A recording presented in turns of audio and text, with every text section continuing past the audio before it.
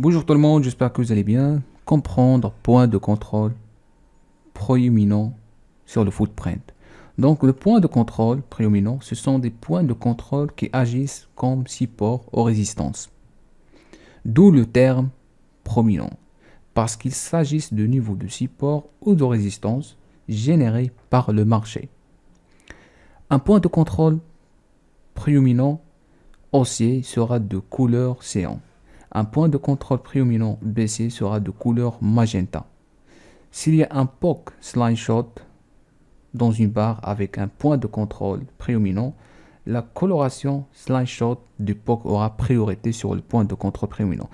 Juste pour vous expliquer c'est quoi le point de contrôle prééminent, après je vais vous afficher la configuration, comment ça marche. En fait, c'est comme les points pivots. Les points pivots, ce sont des lignes de support résistant générées par le marché. D'accord? Ce sont des lignes clés. La même chose pour points de contrôle prééminent. La différence entre les points pivots et les points de contrôle prééminent, c'est que les points pivots sont basés sur le price action. Les points de contrôle prééminent sont basés sur le volume.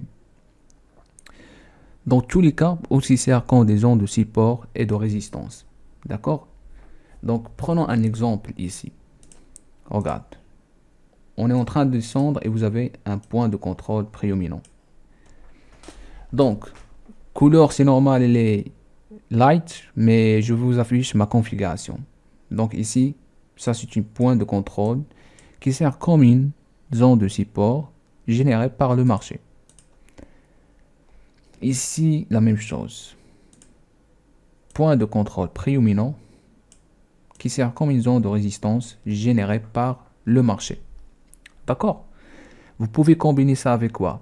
Avec la divergence, avec le delta, avec le ratio qui donne des bons résultats. Par exemple, ici, vous avez point de contrôle prééminent, 9 single print, c'est exhaustion print ou bien rejection, 49, c'est une valeur supérieure de 30 qui représente la rejection ou bien l'épuisement, et vous avez delta divergence.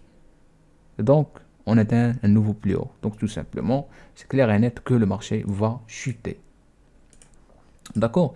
Parce que c'est pas, en fait, ce ne sont pas des indicateurs basés sur le premier, ce sont juste les éléments qui changent les conditions du marché. Vous voyez? Donc, ce sont des éléments basés sur le volume. Donc, pour la configuration, donc restez avec moi, je vous affiche ça. Donc sur le footprint, alors un instant. Donc sur le footprint, donc on a déjà parlé de delta divergence, exhaustion print, imbalance reversal. On a parlé de leader continent, market sweep, market weakness, order flow sequencing, order flow ratios, POC slingshot. Et là vous avez prominent POC. Donc normalement vous allez voir level 1, level 2, level 3. Donc pour les configurations, moi je mets check delta, check delta, check delta. Et puis, je mets ici look back bar 4, 5 et puis 6. D'accord? Look back bar, c'est l'historique. Comme ça, il va générer selon l'historique du marché. D'accord? Et puis, je fais apply OK. Et là, vous allez voir, par exemple, je vous affiche un POC prééminent généré par le marché qui sert comme une zone soit de support, soit de résistance. Donc, voilà, regarde. Regarde. En magenta, en cyan. Ça, c'est un POC prééminent généré par le marché pour l'achat, qui sert comme une zone de support, tout simplement. Et vous avez pour